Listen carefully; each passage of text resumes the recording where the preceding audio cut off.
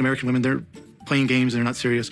I've had a hard time trying to relate to other people when they don't say exactly what they want. So I've really had my heart set on Eastern European women. I think the Czech women are very strong, beautiful, dominant women. I feel that I'd make a good partner for them because I'm more the passive type. I'm Katarina, and I am a professional matchmaker and relationship consultant. However, Harold is not exactly the type of man most of women would go for. Harold is very unique and different from most of people. Honestly, he is not a grown-up man yet. He's still a little boy. Baroness, yeah. I have had autistic clients before, and I really don't think it's about labeling people. It's just that there has been so much disappointment in love in Harold's life that he doesn't simply believe in himself. I think Harold is going to be one of my most challenging clients, but I love working on really challenging cases.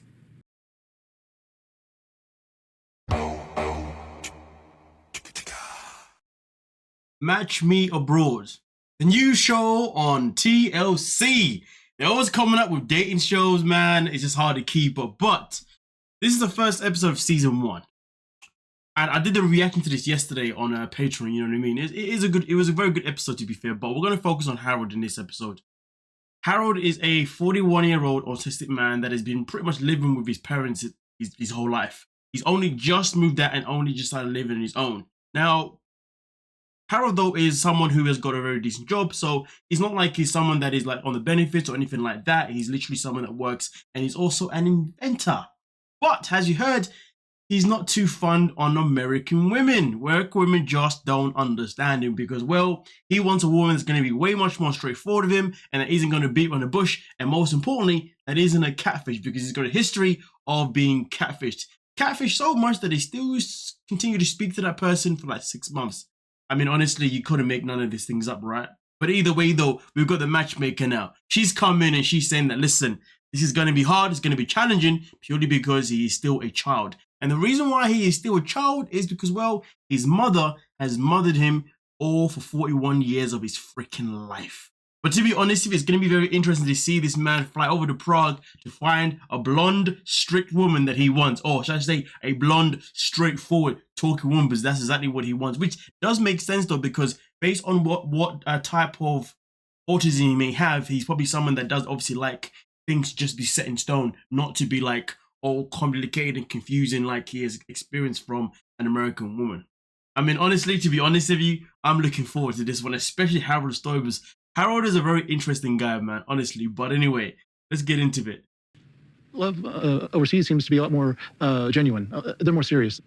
It is quite sad that he believes that love is more serious in another country. It kind of just shows maybe, it really exposes how much he's been through a very bad experience with women, you know, obviously from America or whichever part of America he's from. So it is sad that he now has that perspective, but at the same time, he's not the only one. There's a lot of people now who do have that perspective, and that is both men and women who have that in America. Hence why we've got 90 Day Fiance, and now we've got Match Me Abroad.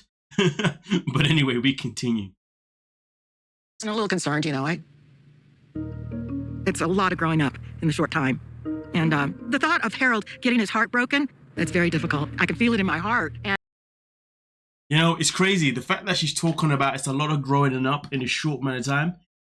Excuse me, your son is 41 years of age. He should have been grown up by now anyway. If he's not grown up by now, it's because you have been babying him since the day he was born. You should have allowed him to move out of the house a long time ago. 41, he's only just moved out. Literally, he's been living on his own for 2 months. Legit. And all he wants is his mum to be proud of him. But the sad thing about him is that he's looking for a woman who's basically going to fill in the mum role. And that's the saddest part about it, because for him to find a woman that's going to baby him, going to be very, very challenging. But the fact is, though, that probably explains why his experiences with women in America may have not been that great, because he's been looking for women to try and baby him. Hey, we continue. So today, me and my mom are going to meet an attorney to talk about a prenuptial agreement. Next one over. Oh, I need protection because if I get married and all of a sudden I have the fortune, she didn't really help with that. It was not earned. But if she stays with me a number of years, then she's earned. So a man like Harold wants to go and get a prenup because he is someone, despite the fact that he has a job already, he is someone that is an inventor. And he's got tons of inventions in his little notebook that haven't even started production yet or anything like that, but he has hopes that when they do, that they may actually make him into a multi-millionaire. And therefore, he wants to make sure that he can get a prenuptial agreement for when he finds his woman. But my biggest worry and concern about this scene is it's the context. I'll show you.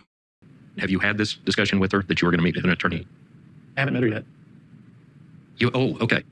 Yes, I haven't met her yet. You know, it's funny because the lawyer's looking and thinking, so why are we here then? What? Because in reality, you're not going to have this conversation until you've actually met the person you're going to be with. I don't know any one person who's going to go and look for a prenuptial agreement or whatever way before they've even met someone who they're going to be with. Because in reality, a prenuptial agreement, for if you ask me, is something that you generally think about once you've met that person and you think about it for whatever reasons it gives you, right? Or sometimes you think about it if you've already been through a marriage. This is someone who hasn't been through that. I mean, I like the fact that he's trying to look out for himself before anything goes down. But again, the context is that he's gone there thinking that he can get one set up today, which is impossible. And the thing that is so annoying about it is his mother has encouraged him. She's enabled him. She should have said, no. You can't get one today, but we can go and have a look and listen to, obviously, you know, how it's going to work in the future if you do find someone. But hey, man, his mum, honestly, I just don't know what's going through her bloody brain. I mean, but this lawyer right here, he's doing his best to try and hold in his laugh. It's funny because in a second you see him make contact with the mum, thinking, what's going on? I'm going to Prague and I'm going through a matchmaker. Poor guy, man. Like, literally, poor guy, to be honest with you.